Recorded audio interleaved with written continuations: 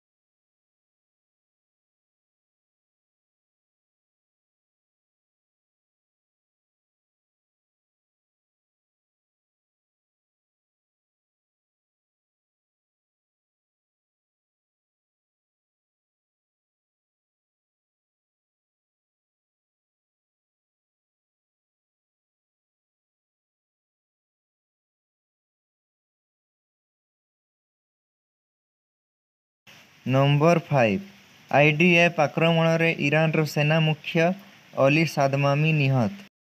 Israel Iran ଯୁଦ୍ଧ ଭିତରେ ବଡ଼ ଖୁଲାସା, ବରିଷ୍ଠ ଇରାନୀ କମାଣ୍ଡର ଆଲି ସାଦମାନିଙ୍କୁ ହତ୍ୟା। ମଙ୍ଗଳବାର ଏନେଇ ଦାବି କରିଛି ଇସ୍ରାଏଲି ସେନା IDF। ସେନା ଦାବି କରିଛି ଯେ ଏହା ଇରାନ ତାଙ୍କୁ ଯୁଦ୍ଧ ସମୟରେ ସେନାର ମୁଖ୍ୟ ଭାବେ ନିଯୁକ୍ତି କରିଥିଲା।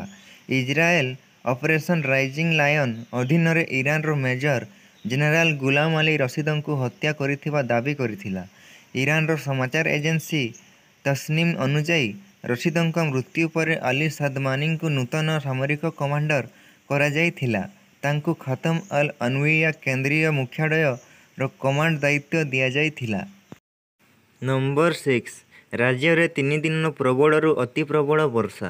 17ରୁ 20 ତାରିଖ ଯାଏଁ ଅତି ପ୍ରବଳ ବର୍ଷା। ରାଜ୍ୟରେ 3 ଦିନ ପ୍ରବଳରୁ ଅତି ପ୍ରବଳ ବର୍ଷା। 17ରୁ 20 ତାରିଖ ଯାଏଁ ଅତି ପ୍ରବଳ ବର୍ଷା। ଏନେଇ ପାଣିପାଗ ବିଭାଗ ପକ୍ଷରୁ ଆଲର୍ଟ।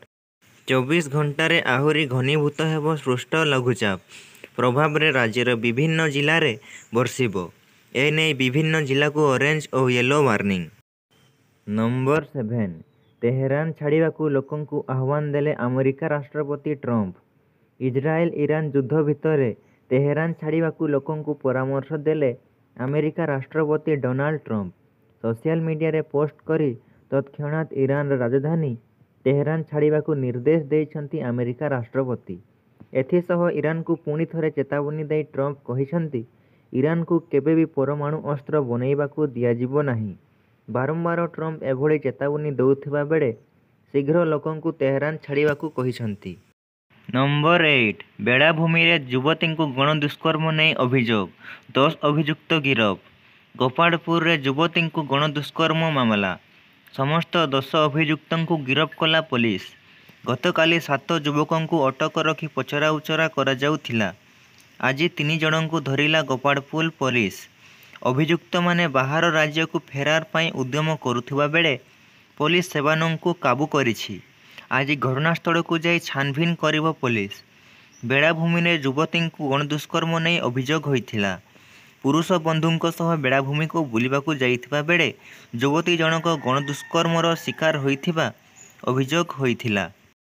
ନମ୍ବର 9 ଇଣ୍ଡିଗୋ ବିମାନକୁ ବୋମା ଧମକ, ନାଗପୁରରେ କଲା ଏମର୍ଜେନ୍ସି ଲ୍ୟାଣ୍ଡିଂ। ଇଣ୍ଡିଗୋ ବିମାନକୁ ବୋମା ଧମକ, ବୋମା ଭୟ ପରେ ବିମାନର ଜରୁରୀ ଅବତରଣ କଲା ବିମାନ। ମହାରାଷ୍ଟ୍ରର ନାଗପୁରରେ ଇଣ୍ଡିଗୋ ବିମାନ ଏମର୍ଜେନ୍ସି ଲ୍ୟାଣ୍ଡିଂ କରିଥିବା ସୂଚନା ମିଳିଛି। ବୋମା ଭୟ ପରେ ଜରୁରୀ ଅବତରଣ କରାଯାଇଛି। ବିମାନରେ ଥିବା ସମସ୍ତ ଯାତ୍ରୀ ସୁରକ୍ଷିତ ରହିଛନ୍ତି। ବିମାନଟି କୋଚିରୁ ଦିଲ୍ଲୀ ଅଭିମୁଖେ ଯାତ୍ରା କରୁଥିଲା। ଉଡ଼ାଣ ଭରିବାର କିଛି ସମୟ ପରେ ବୋମା ମାଡ଼ର ଧମକ ମିଳିଥିବା ସୂଚନା ରହିଛି। ତେବେ ବିମାନର ନମ୍ବର ସହ ବୋମା ଧମକ ମିଳିଥିବାରୁ ପ୍ରୋଟୋକଲ ଅନୁସାରେ ଜରୁରୀ ବୈଠକ କରି ତଦନ୍ତ ଆରମ୍ଭ ହୋଇଛି। ନମ୍ବର 10 ସ୍କୁଲ ଖୋଲିବା ନେଇ ଦ୍ୱନ୍ଦ୍ୱ ଦୂର କଲେ ଗଣଶିକ୍ଷା ମନ୍ତ୍ରୀ। ସ୍କୁଲ ଖୋଲିବା ନେଇ ଦ୍ୱନ୍ଦ୍ୱ ଦୂର କଲେ ଗଣଶିକ୍ଷା ମନ୍ତ୍ରୀ। ଖରା ଛୁଟି ଶେଷ ହେବାକୁ ଥିବା ବେଳେ ଖୁବ୍ ଶୀଘ୍ର ସ୍କୁଲ ଖୋଲିବାକୁ ଯାଉଛି। ମୁଖ୍ୟତଃ ରଜ ପର୍ବ ପରେ ପରେ ବିଦ୍ୟାଳୟ ଖୋଲିଥାଏ। ତେବେ ସ୍କୁଲ କେବେ ଖୋଲିବ ସେ ନେଇ ଛାତ୍ରଛାତ୍ରୀ ଓ ଅଭିଭାବକମାନେ ଯେଉଁ ଦ୍ୱନ୍ଦ୍ୱରେ ରହିଥିଲେ ତାହା ଦୂର କରିଛନ୍ତି ଗଣଶିକ୍ଷା ମନ୍ତ୍ରୀ ନିତ୍ୟାନନ୍ଦ ଗଣ୍ଡ। ଆସନ୍ତା 20 ତାରିଖରେ ସମସ୍ତ ସ୍କୁଲ ଖୋଲିବା ନେଇ ନିଷ୍ପତ୍ତି ହୋଇଛି। ପୂର୍ବରୁ ଜୁନ 18 ତାରିଖରେ ସ୍କୁଲ ଖୋଲିବ ବୋଲି କୁହାଯାଉଥିଲା। ପରବର୍ତ୍ତୀ ସମୟରେ 18 ପରିବର୍ତ୍ତେ 20 ତାରିଖକୁ ଘୁଞ୍ଚାଇ ଦିଆଯାଇଥିଲା।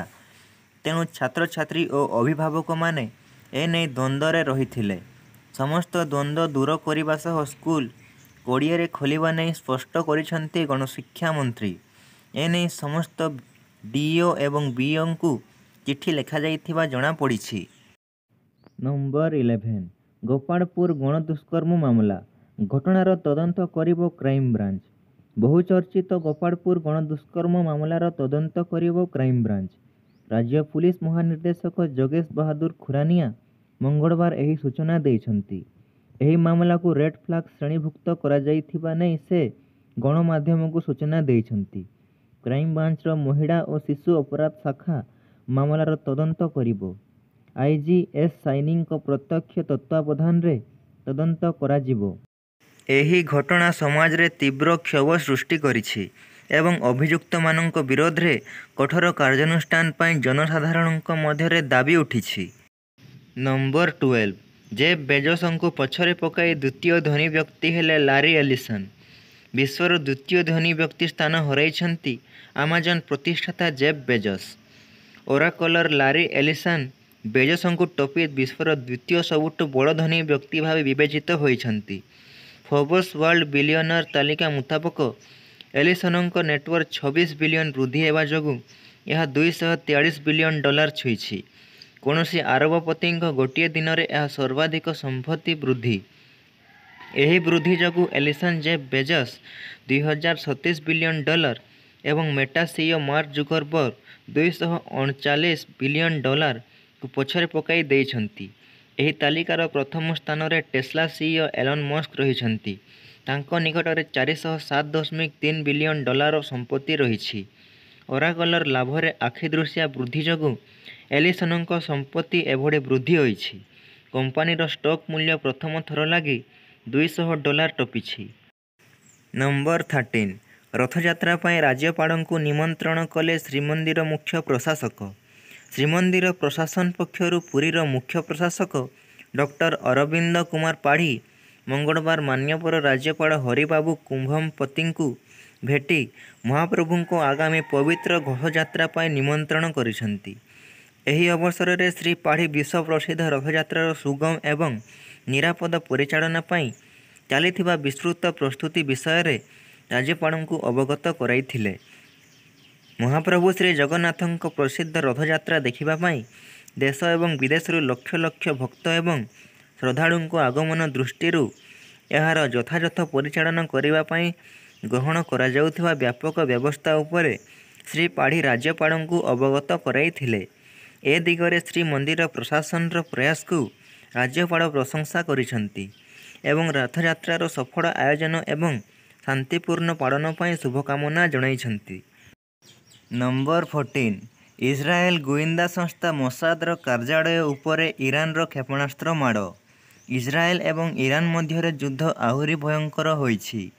କିଛି ଘଣ୍ଟା ପୂର୍ବରୁ ଇସ୍ରାଏଲି ସେନା ଇରାନୀ ସେନା ମୁଖ୍ୟଙ୍କୁ ହତ୍ୟା କରିଥିବା ଦାବି କରିଥିଲା, ଯାହାର ଜବାବରେ ଇରାନ ଏବେ ଏକ ବଡ଼ ଦାବି କରିଛି ଏବଂ କହିଛି ଯେ ଆମର ସେନା ଇସ୍ରାଏଲି ଗୁପ୍ତଚର ସଂସ୍ଥା ମୋସାଦର କାର୍ଯ୍ୟାଳୟ ଉପରେ ଆକ୍ରମଣ କରିଛି।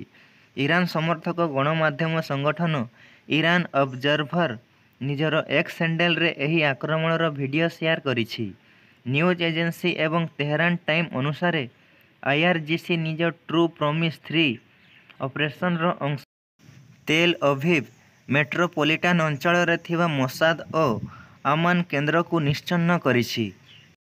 ଇରାନ କହିଛି ଯେ ଏହି ଆକ୍ରମଣ ଇସ୍ରାଏଲର ଉନ୍ନତ ପ୍ରତିରକ୍ଷା ବ୍ୟବସ୍ଥାକୁ ଭେଦ କରି ସଫଳ ହୋଇଛି ଏବଂ ଏହା ଇସ୍ରାଏଲର ପୂର୍ବତନ ଆକ୍ରମଣର ପ୍ରତିଶୋଧ। ନମ୍ବର 15 ରାଜା ରଘୁବଂଶୀ ହତ୍ୟାକାଣ୍ଡ ମାମଲା ଅଭିଯୁକ୍ତଙ୍କୁ ନେଇ ସିନ୍ ରିକ୍ରିଏସନ୍ କରୁଛି ପୋଲିସ। ରାଜା ରଘୁବଂଶୀ ହତ୍ୟାକାଣ୍ଡ ମାମଲାରେ ଖୁବ୍ ଶୀଘ୍ର ଚାର୍ଜସିଟ୍ ଦାଖଲ କରିବ ପୋଲିସ। ପୋଲିସ 90 ଦିନ ମଧ୍ୟରେ ଏହି ମାମଲାର ଚାର୍ଜସିଟ୍ ଦାଖଲ କରିପାରିବ। ଏହି ମାମଲାରେ ଶିଲଂ ପୁଲିସ ଆଜି ଅଭିଯୁକ୍ତମାନଙ୍କୁ ନେଇ ଘଟଣା ସିନ୍ ରିକ୍ରିଏସନ୍ କରୁଛି। ମାମଲା ସମ୍ପର୍କରେ ମେଘାଳୟ ଡିଜିପି ଇଦାସିସା ନୋଙ୍ଗ୍ରାଙ୍ଗର କହିଛନ୍ତି ଯେ ରାଜା ରଘୁବଂଶୀ ହତ୍ୟା ମାମଲାରେ ପୋଲିସ ଟିମ୍ ଘଟଣାସ୍ଥଳକୁ ଯାଇ ସିନ୍ ରିକ୍ରିଏସନ୍ କରିବ। ସୋନମଙ୍କୁ ପଚରାଉଚରା ବେଳେ ଆଉ ଏକ ତଥ୍ୟ ସାମ୍ନାକୁ ଆସିଛି। ସୋନମ କହିଛି ଯେ ରାଜାଙ୍କୁ ହତ୍ୟା କରିବା ପରେ ଅଳଙ୍କାରକୁ ଏକ ନିର୍ଦ୍ଦିଷ୍ଟ ସ୍ଥାନରେ ଲୁଚାଇ ରଖିଥିଲେ। ସୋନମଙ୍କୁ ପୁଲିସ ସେହି ସ୍ଥାନକୁ ନେଇ ସୁନା ଅଳଙ୍କାର ଜବତ କରିବ। ପୁଲିସ ଏହି ମାମଲାରେ କେବଳ ତ୍ରିକୋଣୀୟ ପ୍ରେମ ସମ୍ପର୍କକୁ ନେଇ ହତ୍ୟା କରାଯାଇଥିବା ତଦନ୍ତ କରୁନାହିଁ, ବରଂ ଅନ୍ୟାନ୍ୟ ଦୃଷ୍ଟିକୋଣରୁ ମଧ୍ୟ ତଦନ୍ତ କରୁଛି। ନମ୍ବର 16 ଏୟାର ଇଣ୍ଡିଆ ଇଞ୍ଜିନିୟରିଂ ହେଡ୍କୁ ଡିଜିସିଏର ସମନ। ଏୟାର ଇଣ୍ଡିଆରେ ବାରମ୍ବାର ଯାନ୍ତ୍ରିକ ତ୍ରୁଟି ନେଇ ଡିଜିସିଏର ତନାଘନା। ଏୟାର ଇଣ୍ଡିଆ ବିମାନରେ ଯାନ୍ତ୍ରିକ ତ୍ରୁଟି ନେଇ ହେବ ବଡ଼ ବୈଠକ। ଏୟାର ଇଣ୍ଡିଆ ଅଧିକାରୀଙ୍କୁ ଡିଜିସିଏର ସମନ। ଏୟାର ଇଣ୍ଡିଆର ପାଇଲଟଙ୍କ ତାଲିମ ବିବରଣୀ ମାଗିଲେ ଡିଜିସିଏ।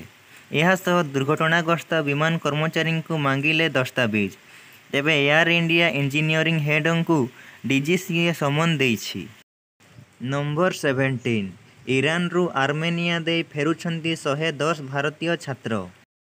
ଇରାନ ଏବଂ ଇସ୍ରାଏଲ ମଧ୍ୟରେ ଉତ୍ତେଜନା ପରେ ତେହେରାନର ପରିସ୍ଥିତି କ୍ରମାଗତ ଭାବରେ ଖରାପ ହେଉଛି। ଭାରତୀୟ ଦୂତାବାସ ତେହେରାନରେ ଉପସ୍ଥିତ ଭାରତୀୟ ଛାତ୍ରଙ୍କୁ ସୁରକ୍ଷିତ ସ୍ଥାନକୁ ନେବା ଆରମ୍ଭ କରିଛି।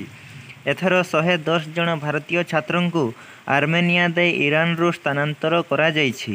ବୈଦେଶିକ ବ୍ୟାପାର ମନ୍ତ୍ରଣାଳୟ ଏକ ବିବୃତ୍ତି ଜାରି କରି ଏହି ସୂଚନା ପ୍ରଦାନ କରିଛି।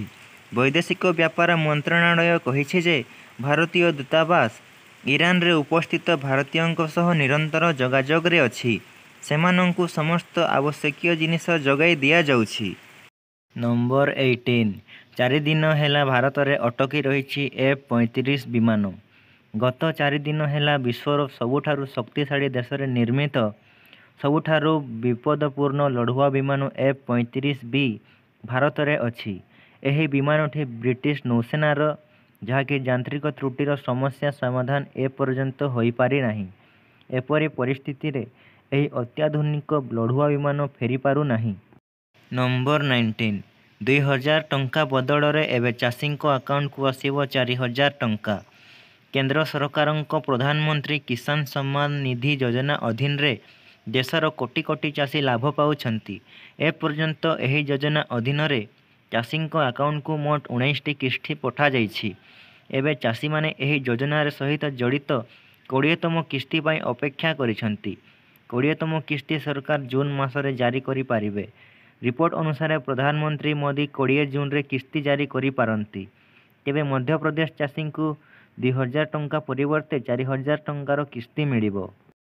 ନମ୍ବର 20 ସିରିଜ୍ ପୂର୍ବରୁ 2 କ୍ରିକେଟର ଆହତ, ବଦଡ଼ ଖେଳାଳି ଘୋଷଣା କଲା ବିସିସିଆଇ। ଶୁଭମନ ଗିଲଙ୍କ ନେତୃତ୍ୱରେ ଜୁନ୍ 20 ତାରିଖରୁ ଇଂଲଣ୍ଡ ବିପକ୍ଷରେ ଟେଷ୍ଟ ସିରିଜ୍ ଖେଳିବ ଟିମ୍ ଇଣ୍ଡିଆ। ପ୍ରଥମ ଟେଷ୍ଟ ଲିଡ୍ସ ହେଣ୍ଡିଲେ କ୍ରିକେଟ ଷ୍ଟାଡିୟମରେ ଖେଳାଯିବ। ଭାରତର ସିନିୟର ଟିମ୍ ସହ 19 ବର୍ଷରୁ କମ୍ ଦଳ ମଧ୍ୟ ଇଂଲଣ୍ଡରେ ସିରିଜ୍ ଖେଳିବାକୁ ପହଞ୍ଚିଛି। ଆୟୁଷ ମାହାତ୍ରେ ନେତୃତ୍ୱରେ ଦଳ ଇଂଲଣ୍ଡ ଗସ୍ତ କରିଛି। ଆହତଜନିତ ସମସ୍ୟା ଯୋଗୁଁ ଏହି 2 ଖେଳାଳିଙ୍କୁ ଗସ୍ତ ଅଧାରୁ ଦଳ ଛାଡ଼ିବାକୁ ପଡ଼ିଛି। ଟିମ୍ ଇଣ୍ଡିଆର ଜୁନିୟର ଦଳ ପାଇଁ ବିସିସିଆଇ ବଦଡ଼ ଖେଳାଳିଙ୍କ ନାମ ଘୋଷଣା କରିଛି।